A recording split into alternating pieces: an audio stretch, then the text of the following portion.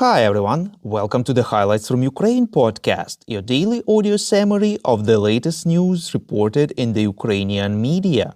My name is Artem, and here is the news. 472 days less the Russian invasion of Ukraine.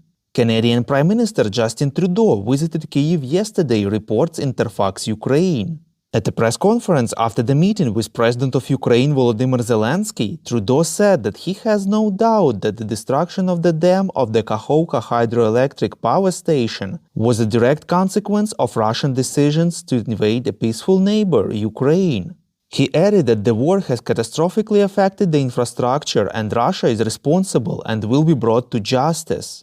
The Canadian Prime Minister announced provision of additional 500 million Canadian dollars of military assistance to Ukraine. He also added that Canada will join the process of training Ukrainian pilots to fly Western aircraft, provide additional 287 AIM-7 missiles to protect the skies of Ukraine, and 10,000 artillery shells. Zelensky and Trudeau adopted a joint declaration reaffirming their unequivocal condemnation of Russia's ongoing military aggression against Ukraine. The president of Ukraine informed that the declaration includes Canada's support for Ukraine's entry into NATO as soon as circumstances allow. Zelensky thanked the government of Canada for the decision to extend the duty-free import of goods from Ukraine for another year, and to transfer the confiscated Russian An-124 cargo aircraft to Ukraine. Later in his evening video address, the President of Ukraine said that Ukraine is ready to help Canada with wildfires if such help would be needed. Volodymyr Zelensky informed in his evening video address that over 3,000 people have already been evacuated in Kherson and Mykolaiv regions. He clarified that this is only a territory that is under Ukrainian control. Zelensky said that international organizations should operate in occupied areas of Ukraine. Every life is important, all of the Kherson region, all of the south, every city and village. We will do everything possible and impossible so that help comes to all our people. Now, unfortunately, we see that at some levels in the world there is simply a shameful indifference to the ecocide and human tragedy caused by the Russian terrorist attack on the Kakhovka HPP, said Zelensky. He pointed out that international organizations that are supposed to protect life on a global scale did not have time to organize and send a rescue mission to the occupied territory even in a week. While some world players did not dare to come out even with clear and strong statements that would condemn this new Russian war crime, terrorists are simply fueled by this weakness of the world. It encourages them, stressed the president.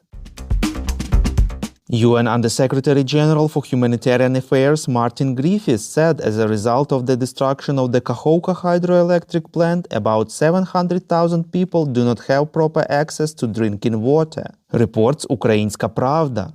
In an interview with the Associated Press, he added that the ability of the southern part of Ukraine to grow grain on which the world depends will be significantly reduced. This will mean a decrease in grain exports to the global south and increase in grain prices throughout the world. And as a result of this is that people who need humanitarian aid to survive will have less access to the food they need. At the same time, the State Border Guard Service of Ukraine informed that they started to register a lot of debris floating from rivers and into the Black Sea. Elements of houses, furniture, household appliances, and even cars. A plug of fish also begins. We would really appreciate if you could rate us in the apps where you are listening to this podcast: Google Podcast, Apple Podcast, Spotify. This way more people would learn about the podcast and truth about Russia's invasion. Deputy Defense Minister of Ukraine Volodymyr is convinced that the NATO summit in Vilnius will establish the algorithm for the country's succession to the alliance, reports European Pravda.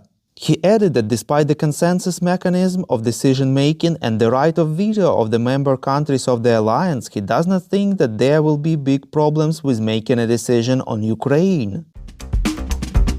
The General Staff of Ukraine informs that in the last 24 hours, Russian forces lost 980 military, 17 tanks and 24 armored vehicles. Air Defense Forces destroyed 6 Shahed drones with which the Russians attacked the border regions of Kharkiv and Sumy. It is currently unknown how many drones the invaders launched overall. According to the U.S. Institute for the Study of War, Ukrainian forces conducted counteroffensive operations in at least 4 areas of the front on June 10th, reports Ukrainska Pravda. Russian sources reported Ukrainian activity in Lugansk Oblast near Bilogorivka. Ukrainian Eastern Group of Forces spokesperson Colonel Serhiy Cherevati noted that Ukrainian forces advanced up to 1.5 kilometers in a specified areas of the Bakhmut front. And Russian mill bloggers reported Ukrainian advances northwest and northeast of Bakhmut. The Russian Ministry of Defense and other Russian sources claimed that Ukrainian troops conducted localized attacks in the Donetsk-Zaporizhia Oblast border area, particularly in the Velika Novosilka area.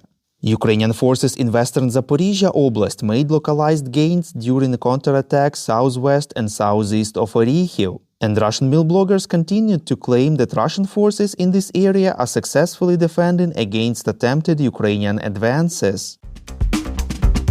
Thank you for listening to the Highlights from Ukraine podcast. We are a commercial initiative of just 2 people and we need your help to grow. Share information about the podcast, rate us in the app, subscribe to our Patreon. With your support, we are getting better. We call on you to demand from governments of your countries to impose the toughest sanctions possible on Russia and its citizens to stop their invasion of Ukraine.